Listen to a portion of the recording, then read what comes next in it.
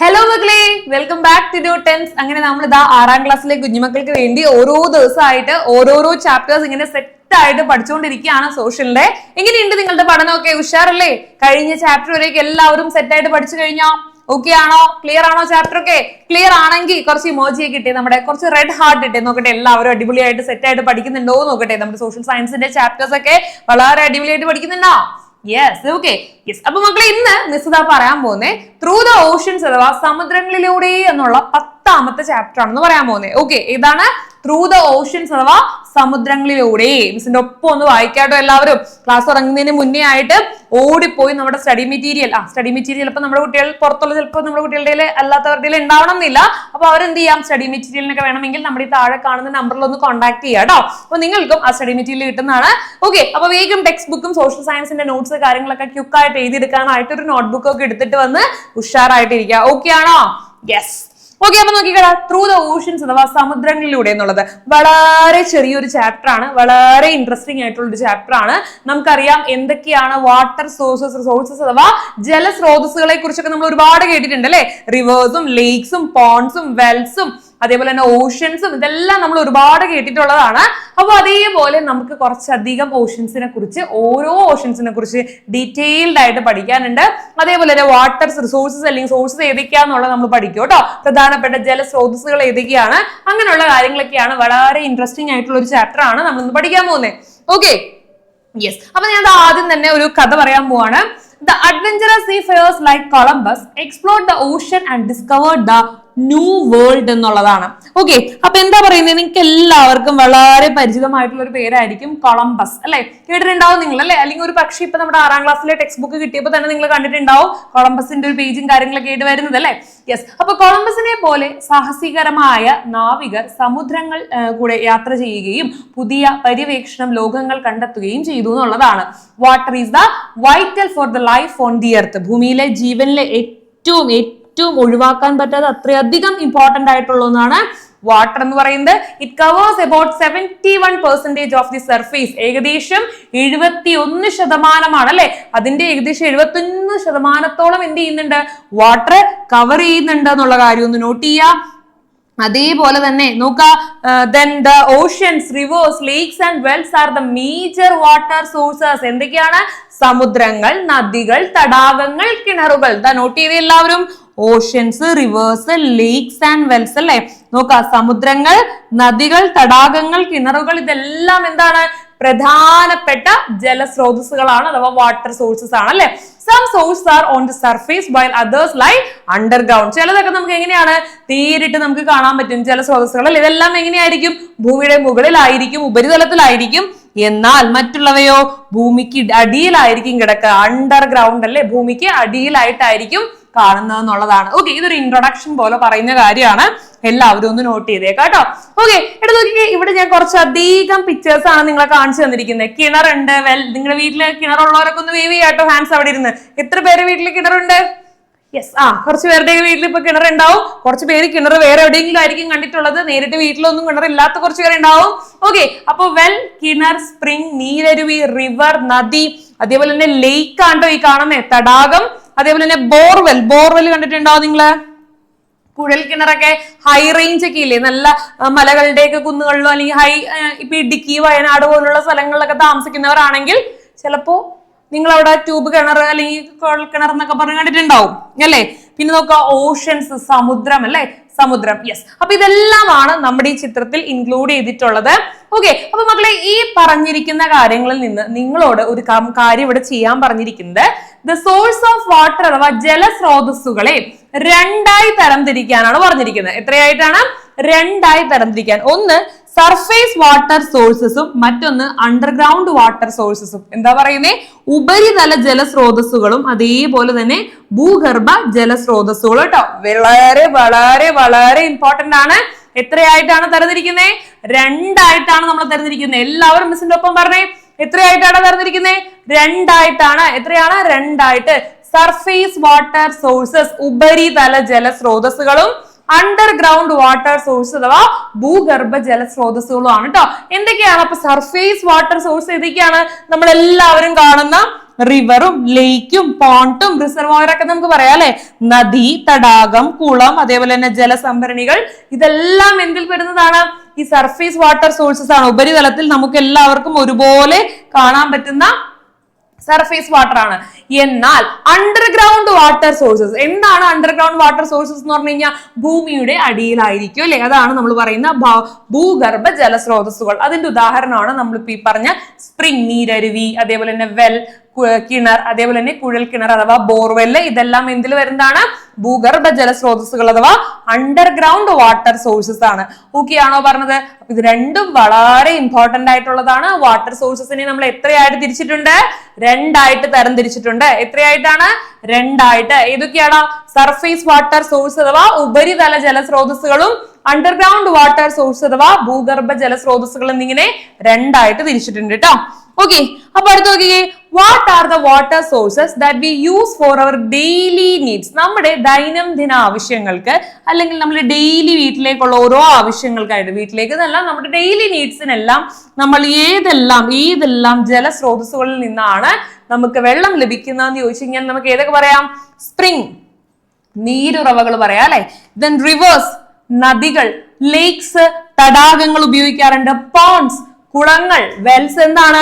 കിണറുകളുണ്ട്. Then reservoirs അഥവാ ജലസംഭരണികൾ. അപ്പൊ ഇതെല്ലാം എവിടെ വരുന്നതാണ്? Water sources. നമ്മുടെ ഡെയിലി ലൈഫിന് അല്ലെങ്കിൽ ഡെയിലി നീഡ്സിന്, ദൈനംദിന ആവശ്യങ്ങൾക്കായിട്ട് നമ്മൾ ഉപയോഗിക്കുന്ന ജലസ്രോതസ്സുകളാണ് ഈ തന്നിരിക്കുന്നത് കേട്ടോ. ഏതൊക്കെയാണ്?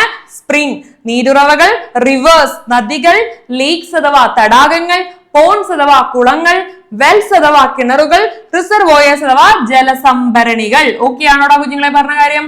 സെറ്റ് ആണെങ്കിൽ എല്ലാവരും കുറച്ച് വാട്ടറിന്റെ ഇമോജി ഒന്ന് ചാറ്റ് ബോക്സിൽ ഇട്ടെ. വേഗം കുറച്ച് വെള്ളത്തുള്ളികൾ വരട്ടെ. Okay, yes. നോക്കിയേ, അടുത്ത് നമ്മൾ പറയാൻ പോകുന്നത്, in spite of continuous usage by living beings why doesn't the water run out എന്നുള്ളതാണ് അല്ലെ. ജീവജാലങ്ങൾ ഭൂമിയിലെ ജലം നിരന്തരമായി ഉപയോഗിച്ചിട്ടും തീർന്നു പോകാത്തത് എന്തുകൊണ്ടായിരിക്കും? നിരന്തരമായിട്ട് നമ്മൾ എപ്പോഴും വെള്ളം ഇങ്ങനെ ഉപയോഗിക്കുന്നുണ്ട്. വെള്ളം ഇപ്പൊ കിണറ്റിൽ നിന്നാണെങ്കിൽ നമ്മൾ ഡെയിലി വെള്ളം കോരുന്നുണ്ട്, മോട്ടർ വെച്ച് അടിക്കുന്നുണ്ട്, ഇങ്ങനെ നമ്മൾ എപ്പോഴും വെള്ളം ഉപയോഗിക്കുന്നുണ്ട്. എന്നിരുന്നാലും എന്ത് സംഭവിക്കുന്നില്ല? നമ്മുടെ ഭൂമിയിലുള്ള വെള്ളം തീർന്നു പോകുന്നില്ല അല്ലെ. Doesn't the water run out എന്നുള്ളതാണ്. വൈ? എന്തുകൊണ്ടായിരിക്കും? യെസ്, അവിടെയാണ് നമ്മുടെ പോയിന്റ് വരുന്നത്. Because of the water cycle. കണ്ടോ, എന്തുകൊണ്ടാണ്? വാട്ടർ സൈക്കിൾ ഉള്ളത് കൊണ്ട് മാത്രം. കേട്ടോ, എന്താ പറയുന്നേ? Because of the water cycle in the hydrosphere അല്ലെങ്കിൽ ജലപരിവൃത്തി മൂലം. എന്താണ് വാട്ടർ സൈക്കിൾ അഥവാ ജലപരിവൃത്തി മൂലം water keep circulating between the earth and the atmosphere. ഭൂമിക്കും അതേപോലെ തന്നെ അന്തരീക്ഷത്തിനും ഇടയിൽ വെള്ളം അല്ലെങ്കിൽ ജലം എന്ത് ചെയ്തുകൊണ്ടിരിക്കും? ഇങ്ങനെ സർക്കുലേറ്റ് ചെയ്ത് നമ്മൾ ഉപയോഗിക്കും തോറും വീണ്ടും ഉണ്ടാവുകയും തീരുകയും, ഉണ്ടാവുന്നു, പോകുന്നു, വരുന്നു, ഇതേ രീതിയിൽ ഇതിങ്ങനെ സർക്കുലേറ്റ് ചെയ്തുകൊണ്ടിരിക്കും. അതുകൊണ്ടാണ് നമ്മുടെ വെള്ളത്തിന്റെ അളവ് ഒട്ടും തന്നെ കുറയാത്തത്. So it does not run out despite continuous use അല്ലെ. അപ്പൊ നമ്മൾ എത്രത്തോളം നിരന്തരമായിട്ട് നമ്മളിങ്ങനെ ഉപയോഗിച്ചുകൊണ്ടിരുന്നു കഴിഞ്ഞാലും അതിന് എന്ത് സംഭവിക്കില്ല? അത് തീർന്നു പോകില്ല. പുനരുപയോഗത്തിനും സഹായിക്കുന്നു. വീണ്ടും ഉണ്ടാവാനായിട്ടും എന്ത് സഹായിക്കുന്നു? നമ്മുടെ കീവേഡ് ഇവിടെ വരുന്ന വാട്ടർ സൈക്കിൾ അഥവാ ജലപരിവൃത്തി സഹായിക്കുന്നു എന്നുള്ളതാണ്. ഓക്കെ, അപ്പൊ എന്താണ് hydrosphere? Hydrosphere is the total mass of water found in the earth surface, interior and atmosphere in solid, liquid and gases അല്ലെ. ഇപ്പൊ എന്താ പറയുന്നത്? ഹൈഡ്രോസ്ഫിയർ എന്ന് പറയുന്ന ടോട്ടൽ മാസ് ഓഫ് വാട്ടർ. എന്താ പറയുന്നേ? നമ്മുടെ അന്തരീക്ഷത്തിലായി കാണപ്പെടുന്ന ആകെ ജലമാണ് കേട്ടോ.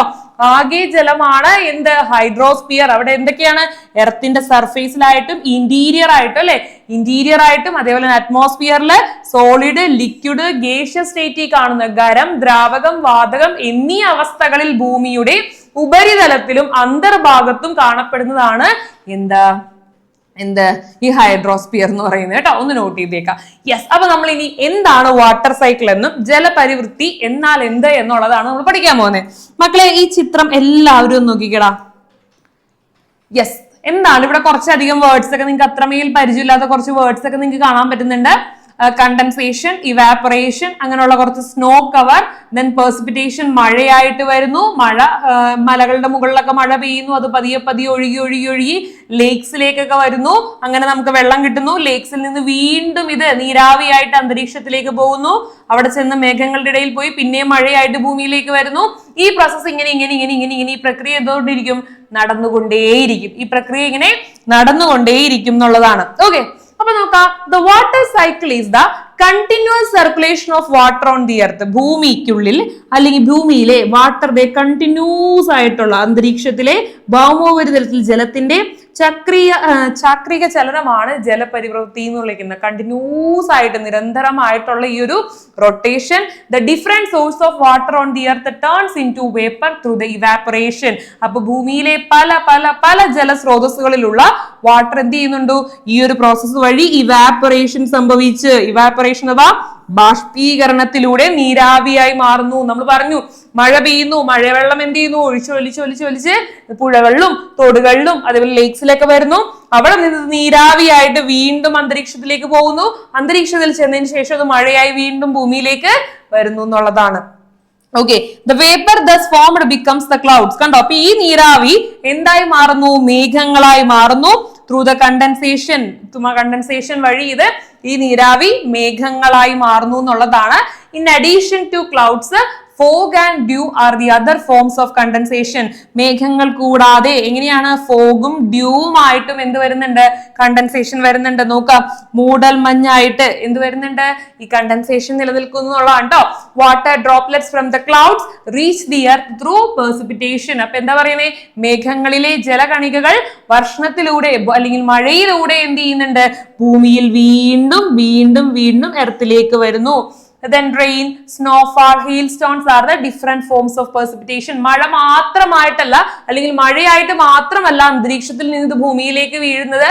പകരം എന്തൊക്കെയാണ്? മഞ്ഞായിട്ടും അതേപോലെ തന്നെ നമ്മൾ പറഞ്ഞെന്താണ്? Rain, snowfall, then hailstone. നിങ്ങൾ കേട്ടില്ലേ? ആലിപ്പഴമൊക്കെ വീഴാന്ന് പറയാ, കല്ല് ചെറിയ ചെറിയ ഐസ് ക്യൂബുകളൊക്കെ ആയിട്ട്. അപ്പൊ ഇതേപോലെയൊക്കെ എന്ത് ചെയ്യുന്നുണ്ട്? അന്തരീക്ഷത്തിൽ നിന്ന് ഭൂമിയിലേക്ക് അത് വീണ്ടും വരുന്നു. വീണ്ടും ഇവാപറേഷൻ വഴി, ഇവിടെ കണ്ടൻസേഷൻ വഴി അന്തരീക്ഷത്തിൽ ചെല്ലുന്നു, വീണ്ടും ഭൂമിയിലേക്ക് വരുന്നു. ഈ പ്രോസസ് ഇങ്ങനെ ഇങ്ങനെ ഇങ്ങനെ ഇങ്ങനെ ഇത് നടന്നുകൊണ്ടേയിരിക്കും. Okay, the water in the hydrosphere moving cyclically through the process. കണ്ടോ? സൈക്ലിക്ലി, ഇതൊരു സൈക്ലിക് പ്രോസസ് ആണ്. അതായത് ഇതേപോലെ ഇങ്ങനെ കൃത്യമായിട്ട് ഈ സൈക്കിൾ ഇങ്ങനെ നടന്നുകൊണ്ടേയിരിക്കും. അതിൽ എന്തെല്ലാം വരുന്നുണ്ട്? ഇവാപറേഷൻ, ബാഷ്പീകരണം വരുന്നുണ്ട്. കണ്ടൻസേഷൻ അഥവാ ഘനീകരണം വരുന്നുണ്ട്. ദെൻ നോക്കുക, പെർസിപ്പിറ്റേഷൻ അഥവാ വർഷണത്തിലൂടെ. ഈ മൂന്ന് പ്രക്രിയയിലൂടെ ഇത് ഇങ്ങനെ റൊട്ടേറ്റ് ചെയ്ത് നടക്കുന്നതിനെയാണ് നമ്മൾ എന്ത് വിളിക്കുന്നത്? Is known as water cycle അഥവാ ജല പരിവൃത്തി ചെയ്യപ്പെടുന്നു എന്ന് കണക്കാക്കുന്നു. കിട്ടിയോ? സെറ്റ് ആണോ? യെസ്. അപ്പൊ അത്രയാണ് അവിടെ നമുക്ക് അതിനെ കുറിച്ച് പഠിക്കാനുള്ളത്. ഇനി ഇൻ ഡെപ്ത് ആയിട്ട് നമുക്ക് ഓരോന്നും നോക്കണം. എന്താണ് ഇവാപറേഷൻ? എന്താണ് കണ്ടൻസേഷൻ? ഇവാപറേഷൻ അഥവാ ബാഷ്പീകരണം എന്ന് പറഞ്ഞു കഴിഞ്ഞാൽ എന്താ? The process by which the liquid changes into gaseous form with the help of heat. ചൂടിന്റെ സഹായത്തോടു കൂടി എന്താ പറയുന്നേ? നമ്മൾ നോക്കാം, താപത്തിന്റെ സഹായത്തോടു കൂടി വാതകം എന്തായി മാറുന്ന പ്രക്രിയയാണ്? ദ്രാവകമായി മാറുന്ന. ലിക്വിഡ് ചേഞ്ചസ് ടു, നോക്കാം, ലിക്വിഡ് നമ്മൾ പറഞ്ഞ ദ്രാവകം എന്തായിട്ട് മാറുന്നു? then changes to gas ആയിട്ട്, അല്ലെ? ഗ്യാസ് ആയിട്ട് മാറുന്ന പ്രക്രിയയാണ് നമ്മൾ എന്ത് വിളിക്കുന്നത്? ഇവാപറേഷൻ എന്ന് വിളിക്കുന്നത്, അല്ലെ? The process by which liquid ദ്രാവകം താപത്തിന്റെ സഹായത്തോടു കൂടി വാതകമായി മാറുന്നു. അതാണ് കേട്ടോ, ദ്രാവകം വാതകമായി മാറുന്ന പ്രക്രിയ. കണ്ടോ? ഇതൊക്കെ നിങ്ങൾ പഠിച്ചിട്ടുണ്ടോ? നിങ്ങൾ കണ്ടിട്ടില്ലേ എങ്ങനെയാണ്? നമ്മൾ പണ്ട് സയൻസിലൊക്കെ എക്സ്പെരിമെന്റ് ചെയ്തിട്ടുണ്ടല്ലേ? നമ്മൾ വീട്ടില് ഒരു പാത്രത്തിൽ വെള്ളം എടുത്ത് ഗ്യാസ് സ്റ്റൗവിലോ അല്ലെങ്കിൽ ഹീറ്റ് കൊടുത്തു കഴിഞ്ഞാൽ, ചൂടാക്കി കഴിഞ്ഞാൽ എന്ത് സംഭവിക്കും? കുറച്ച് കഴിയുമ്പോൾ ആ വെള്ളം ഇങ്ങനെ നീരാവിയായി അന്തരീക്ഷത്തിലേക്ക് പോകും, അല്ലെ? പാത്രം കുറച്ച് കഴിഞ്ഞ് നോക്കുമ്പോൾ കാലിയായിരിക്കും. യെസ്. അപ്പൊ അടുത്ത് നോക്കുക, കണ്ടൻസേഷൻ ആണ് the process by which water vapour in the air cools to form water. കണ്ടോ? നമ്മുടെ അന്തരീക്ഷത്തിലേക്ക് പോകുന്ന ഈ വാട്ടർ വേപ്പർ അവിടെ ചെന്ന് എന്ത് ചെയ്യും? കൂൾസ്, തണുത്ത് എന്തായി മാറുന്നു? വാട്ടറായി മാറുന്നു, ജലമായി മാറുന്നു. കണ്ടോ? അപ്പൊ വായുവിലേക്ക് എത്തുന്ന ഈ ബലാംശം അത് തണുത്ത് ജലമായി മാറുന്ന പ്രക്രിയയാണ് എന്ത് വിളിക്കുന്നത്? കണ്ടൻസേഷൻ അഥവാ ഘനീകരണം എന്ന് വിളിക്കുന്നത് കേട്ടോ. അടുത്ത് നോക്കാം, precipitation the process by which water particles fall on the earth. ഭൂമിയിലേക്ക് എന്ത് വീഴുന്നു? വാട്ടർ പാർട്ടിക്കിൾസ് വീഴുന്നു. The clouds cannot hold it further due to the increased weight and size.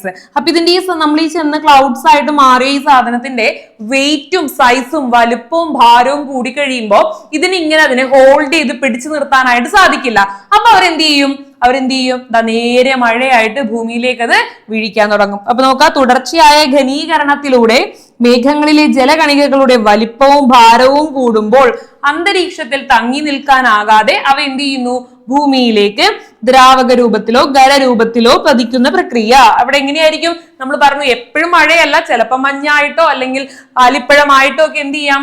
അന്തരീക്ഷത്തിൽ നിന്ന് താഴെ ഭൂമിയിലേക്ക് വീഴാം എന്നുള്ളതാണ്. ഓക്കെ, ഇത്രയാണ് നമുക്ക് അവിടെ പെർസിപ്പിറ്റേഷനെ കുറിച്ച് പഠിക്കാനുള്ളത്. അപ്പൊ എന്തൊക്കെയാണ് മക്കളെ നമ്മൾ പറഞ്ഞത്? ഇവാപറേഷൻ എന്താന്ന് പറഞ്ഞു, കണ്ടൻസേഷൻ എന്താന്ന് പറഞ്ഞു, ദെൻ അത് കഴിഞ്ഞ് നമ്മൾ പറഞ്ഞത് പെർസിപ്പിറ്റേഷൻ അഥവാ വർഷണം എന്താന്നുള്ളതാണ് പറഞ്ഞത്. ഓക്കെ അല്ലേ? യെസ്. അടുത്ത് നോക്കിക്കേടാ, water is an inevitable factor for the survival of life, but is water distributed evenly everywhere on the earth എന്നാണ്. ജീവന്റെ നിലനിൽപ്പിന് അത്യന്താപേക്ഷികമായ ഒരു ഘടകമാണ് ജലം, അല്ലെ? ജലം ഇല്ലാതെ നമുക്ക് എന്ത് ചെയ്യാൻ പറ്റില്ല? ജീവൻ നിലനിർത്താനായിട്ട് സാധിക്കില്ല. നമുക്ക് വേണമെങ്കിൽ ഒരു 3-4 ദിവസം ഫുഡ് കഴിക്കാതിരിക്കാൻ പറ്റിയേക്കാം, പക്ഷെ എന്ത് പറ്റില്ല? ജലം ഇല്ലാതെ അല്ലെങ്കിൽ വെള്ളം കുടിക്കാതെ നിൽക്കാനായിട്ട് സാധിക്കില്ല. എന്നാൽ ജലത്തിന്റെ വിതരണം ഭൂമിയിൽ എല്ലായിടത്തും ഒരുപോലെയാണോ? നോക്കാം നമുക്ക്. നോക്കിക്കേ, ഒരുപോലെയാണോ എന്നുള്ളത്.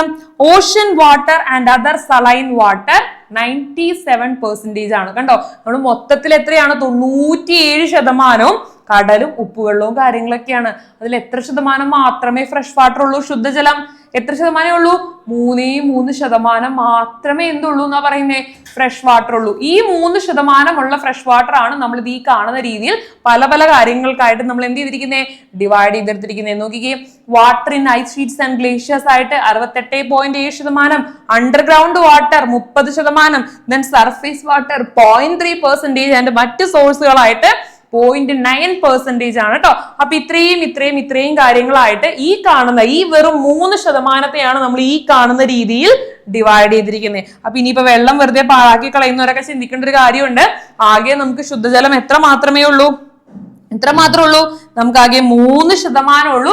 ആ 3% നമ്മൾ ഡിവൈഡ് ചെയ്ത് ഈ കാണുന്ന രീതിയിൽ ഹിമപാളികളിലെയും ഹിമാനികളിലെയും ജലമായിട്ടും, ദെൻ ഭൂഗർഭജലം 30%, ദെൻ ഉപരിതലം ജലം എത്രയാണ്? 0.3%, ബാക്കിയുള്ളവ 0.9% നമ്മൾ ഡിവൈഡ് ചെയ്തിരിക്കുന്നത്. അപ്പൊ അത്രയും ഇമ്പോർട്ടന്റ് ആണ്. ഓരോ തുള്ളി വെള്ളവും നമ്മൾ പാഴാക്കാൻ പാടില്ല. എന്തിനാണ് ഈ പാഠമൊക്കെ നിങ്ങളെ പഠിപ്പിക്കുന്നത്? വെള്ളത്തിന്റെ പ്രാധാന്യവും അതിന്റെ ഇമ്പോർട്ടൻസ് ഒക്കെ നിങ്ങൾക്ക് മനസ്സിലാക്കി തരാനും ഇനി ഒട്ടും തന്നെ പാഴാക്കാതിരിക്കാനും ആണ് കേട്ടോ. നോക്കിയേ, only 3% of the total water on the earth is fresh water, അല്ലെ? നമ്മൾ പറഞ്ഞു ജലത്തിന്റെ 97% ലവണജലമാണ്. ശുദ്ധജലം എന്ന് പറയുന്നത് വെറും 3% മാത്രമാണ്, അല്ലെ? A major quantity of this fresh water lies frozen in ice sheets and glaciers. ഭൂരിഭാഗം ഈ ശുദ്ധജലവും എന്തായിട്ടാ കാണുന്നേ? ഐസ് ഷീറ്റ്സ് ഹിമപാളികളും അതേപോലെ തന്നെ ഗ്ലേഷ്യേഴ്സ് ഹിമാനികളിലുമായാണ് കാണപ്പെടുന്നത്. Therefore, only a limited amount of fresh water is available for living beings. അപ്പൊ തന്നെ ഒന്ന് മനസ്സിലാക്കി നോക്കിയേ, നമ്മൾ ലിവിങ് ബീങ്സിനെ ജീവനുള്ള വസ്തുക്കൾക്കെല്ലാം ജീവനുള്ളവയ്ക്ക് അല്ലെങ്കിൽ ജീവജാലങ്ങൾക്കെല്ലാം ഉപയോഗിക്കാനായിട്ട് വളരെ വളരെ very limited amount of fresh water, അല്ലെ? വളരെ പരിമിതമായാണ് എന്ത് ലഭിക്കുന്നത്? അവൈലബിൾ ആയിട്ടുള്ളത് ശുദ്ധജലമുള്ളൂ എന്നുള്ളതാണ് കേട്ടോ. Then marine water is also essential for the existence of human existence. മനുഷ്യരുടെ നിലനിൽപ്പിന് എന്തും ആവശ്യമാണ്? മറൈൻ വാട്ടർ അഥവാ ഓഷ്യൻ വാട്ടർ ആവശ്യമാണ്. സമുദ്രജലം മനുഷ്യ നിലനിൽപ്പിനും കാലാവസ്ഥ നിയന്ത്രിക്കുന്നതിനും കേട്ടോ, വെരി ഇമ്പോർട്ടന്റ്, ക്ലൈമറ്റ് നിയന്ത്രിക്കുന്നതിനും ആവശ്യമായിട്ടുള്ള ഒന്നാണ്. Therefore, oceans plays a vital role in regulating the weather and climate. നമ്മുടെ കാലാവസ്ഥയും അതേപോലെ തന്നെ നമ്മൾ ഈ പറഞ്ഞ വെതറിനെ എല്ലാം നിയന്ത്രിക്കുന്നതിൽ ഓഷ്യൻസ് വലിയ പങ്ക് വഹിക്കുന്നുണ്ട്. അങ്ങനെ നമ്മൾ ഏകദേശം ഓഷ്യൻസിനോട് അടുത്തുകൊണ്ടിരിക്കുകയാണ്. ഓക്കെ ആണോ പറഞ്ഞത്? യെസ്. ഇവിടെ നോക്കിക്കേടാ, കുറച്ച് പിക്ചേഴ്സ് ഒക്കെ തന്നിട്ടുണ്ട്. പിക്ചേഴ്സ് അല്ല, പോസ്റ്റേഴ്സും പ്ലക്കാർഡ്സ് ആണ് നിങ്ങൾ കാണുന്നത്, അല്ലേ? Observe the placards prepared by the children in connection with the World Ocean Day. ലോക സമുദ്ര ദിനവുമായി ബന്ധപ്പെട്ട് പ്ലക്കാർഡ്സ് ആണ് നിങ്ങൾ ഈ കണ്ടോണ്ടിരിക്കുന്നത്, കുട്ടികൾ തയ്യാറാക്കിയിട്ടുള്ളത്. നോക്കിക്കേ എന്തൊക്കെയാണ്? Conserve ocean, preserve life on earth അല്ലെ, സമുദ്രങ്ങൾ സംരക്ഷിക്കൂ, ഭൂമിയിൽ ജീവൻ നിലനിർത്തൂ എന്ന് പറയുന്നുണ്ട്. Conserve oceans and secure our future, സമുദ്രങ്ങൾ സംരക്ഷിക്കൂ, നമ്മുടെ ഭാവിയെ സുരക്ഷിതമാക്കൂ. Oceans are not garbage can, they are treasure houses of the resources എന്നാണ് പറയുന്നത്. സമുദ്രങ്ങൾ കുട്ടകളല്ല അല്ലെ, ചവിറ്റുകുട്ടകളല്ല. എങ്ങനെയാണ്? സമുദ്രങ്ങൾ ചവറ്റുകുട്ടകളല്ല, വിഭവങ്ങളുടെ കലവറയാണ്. നമ്മൾ കളയുന്ന അല്ലെങ്കിൽ നമ്മൾക്ക് വേണ്ടാത്തതായിട്ടുള്ള വേസ്റ്റ് ഒന്നും കൊണ്ട് കളയണ്ട, വേസ്റ്റ് ബിൻ അല്ല, അല്ലെങ്കിൽ ചവറ്റുകുട്ടകളെ അല്ല. എങ്ങനെയാണ്? കലവറകളാണെന്നാണ് പറയുന്നത്. നോക്കിയേ മക്കളെ, the some oceans plays a vital role in sustaining life on the earth എന്നാണ്. സമുദ്രങ്ങൾ ഭൂമിയിൽ ജീവന്റെ നിലനിൽപ്പിന് വളരെ നിർണായകമായ ഒരു പങ്ക് വഹിക്കുന്നുണ്ട്. They are vast water bodies located between the continents. എന്താ പറയുന്നത്? കടലുകൾ, ഉൾക്കടലുകൾ എന്നിവ ഉൾപ്പെടുന്ന അതിവിശാലമായ ജലാശയങ്ങളാണ് സമുദ്രങ്ങൾ. Seas and bays are part of the oceans. The scientific study of ocean is known as oceanography. Very important, note ചെയ്തേക്ക. സമുദ്രങ്ങളെ കുറിച്ചുള്ള ശാസ്ത്രീയമായ പഠനം സമുദ്രശാസ്ത്രം അഥവാ ഓഷ്യനോഗ്രാഫി ആണ് കേട്ടോ. സമുദ്രങ്ങളെ കുറിച്ചുള്ള ശാസ്ത്രീയപരമായ പഠനം എന്താണ്? ഓഷ്യനോഗ്രാഫി അഥവാ സമുദ്രശാസ്ത്രമാണ്. ഓക്കെ ആണോ പറഞ്ഞത്? യെസ്. അപ്പൊ നോക്കിക്കേ, നമ്മളപ്പോ ജസ്റ്റ് ഒരു ഇൻട്രൊഡക്ഷനും കാര്യങ്ങളൊക്കെ പറഞ്ഞു. Oceanography helps in understand the complex movement of the ocean water അല്ലെ, ഓഷ്യൻ വാട്ടറിന്റെ വളരെ കോംപ്ലക്സ് ആയിട്ടുള്ള മൂവ്മെന്റ്സും കാര്യങ്ങളൊക്കെ അറിയാനായിട്ട് ഓഷ്യനോഗ്രാഫി നമ്മളെ സഹായിക്കും. It also helps in talking the climate changes, കാലാവസ്ഥാ വ്യതിയാനം, അതേപോലെ തന്നെ ഓഷ്യൻ പൊല്യൂഷൻ, മലിനീകരണം, ദെൻ ഡിപ്ലിക്ഷൻ ഓഫ് ബയോഡൈവേഴ്സിറ്റി, ജൈവ വൈവിധ്യ ശോഷണം, ഇതെല്ലാം അറിയാനായിട്ട് ഓഷ്യനോഗ്രാഫി എന്നുള്ള പഠനത്തിലൂടെ നമുക്ക്, അല്ലെങ്കിൽ നമ്മൾ നേരത്തെ പറഞ്ഞു എന്തായിരുന്നു ഓഷ്യനോഗ്രാഫി അഥവാ സമുദ്രശാസ്ത്രം എന്നുള്ള പഠനത്തിലൂടെ, സമുദ്രശാസ്ത്രം എന്ന പഠനത്തിലൂടെ പോസിബിൾ ആണ്. ഓക്കെ ആണല്ലോ മക്കളെ പറഞ്ഞത്? യെസ്. അപ്പൊ ഇത്രയും കാര്യങ്ങളാണ് നമ്മൾ ഇന്ന് പറഞ്ഞത്. ഓഷ്യനോഗ്രാഫിയെ കുറിച്ചും കാര്യങ്ങളൊക്കെ നമ്മൾ പറഞ്ഞു. ഇനി നമുക്ക് അടുത്ത ടോപ്പിക്കിലേക്ക് പോവാം. വേൾഡ് ഓഷ്യൻ ഡേ കേട്ടോ. World ocean day is observed on June 8 every year. എല്ലാ വർഷവും June 8 നമ്മൾ എന്ത് ചെയ്യും? ലോക സമുദ്ര ദിനമായി ആചരിക്കുന്നു. എല്ലാ വർഷവും June 8. ഓക്കെ, അപ്പൊ നമുക്ക് ഇനി കുറച്ച് ടേംസ് ഒക്കെ നോക്കാം. സി അഥവാ കടൽ, നിങ്ങൾക്ക് എല്ലാവർക്കും ഫെമിലിയർ ആയിട്ടുള്ളതാണ്. നമ്മൾ ചെറിയ ക്ലാസ് മുതൽ പഠിക്കുന്നതാണ് അല്ലെ. സി എന്താണ്, കടൽ എന്താന്നുള്ളതൊക്കെ. A part of ocean that is partially surrounded by the land അല്ലെ, ഭാഗികമായി, മുഴുവനായിട്ടല്ല, ഭാഗികമായി കരയാൽ ചുറ്റപ്പെട്ട സമുദ്രഭാഗമാണ്. കരയാൽ ചുറ്റപ്പെട്ട സമുദ്രഭാഗമാണ് കടൽ. അതിന് ഉദാഹരണമാണ് അറേബ്യൻ സീ അഥവാ അറബിക് കടൽ എന്നുള്ളത് കേട്ടോ. ഒരുപാട് കടലുണ്ട്, നിങ്ങൾക്ക് അറബിക് കടൽ പറഞ്ഞ് ഞാനിവിടെ ആഡ് ചെയ്തു എന്നുള്ളൂ കേട്ടോ. യെസ്. ഇനി അടുത്ത് നോക്കാം.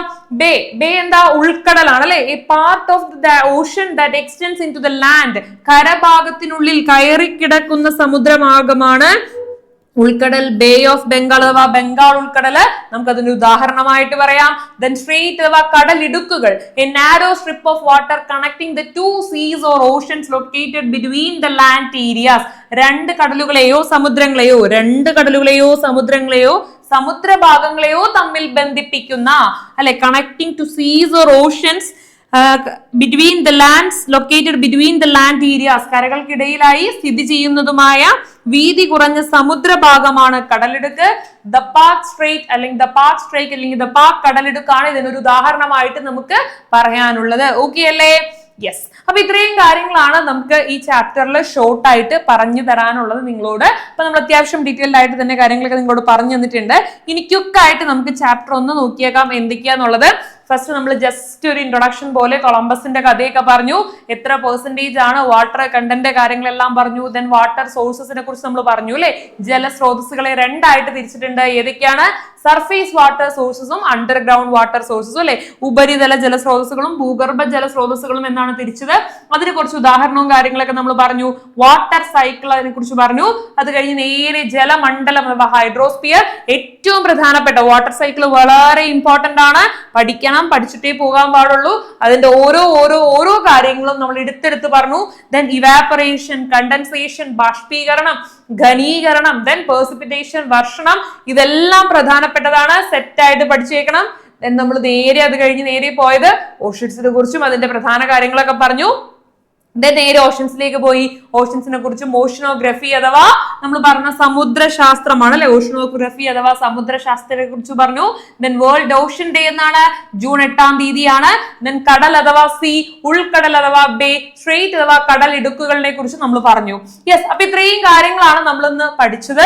സോ ഇത്രയും കാര്യങ്ങളൊക്കെ എല്ലാവരും നല്ല ഉഷാറായിട്ട് സെറ്റ് ആയിട്ട് പഠിച്ചേക്കാം. വരുന്ന ക്ലാസ്സിൽ നമുക്ക് ബാക്കി ഓഷൻസിനെ കുറിച്ചും ഓരോ ഓഷൻസിന്റെ പ്രത്യേകതകളും കാര്യങ്ങളൊക്കെ പഠിക്കാം. യെസ്, അപ്പൊ അടിപൊളിയായിട്ട് സെറ്റ് ആയിട്ട് ഉഷാറായിട്ട് പഠിക്കാം. സോ എല്ലാവർക്കും നെക്സ്റ്റ് ക്ലാസ്സിൽ കാണുന്നവരെ ബൈ.